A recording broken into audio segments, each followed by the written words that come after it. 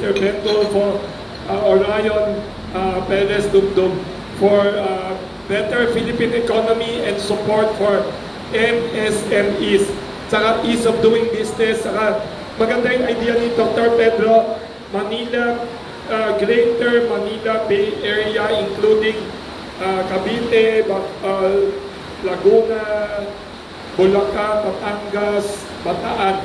At saka maganda sinabi ni Mr. Bentulfo, kailangan tulungan natin yung mga voiceless, nameless people and entrepreneurs struggling all over the Philippines, Visayas, Mindanao.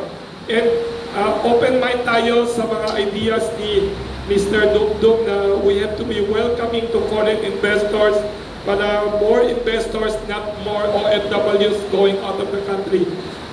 Thank you to everyone. Let us have a picture. May regalo si Dr. Cecilio Pedro for everyone.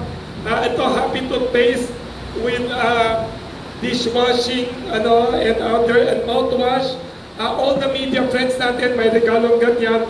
And may biniling mooncake din kasi malapit na ang Moon Festival.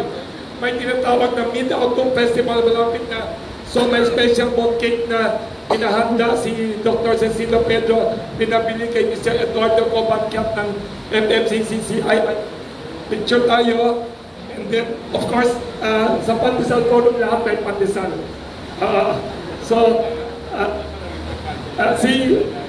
Let us support businesses like Happy Toothpaste kasi Philippine made. You should come here beside Dr. Pedro.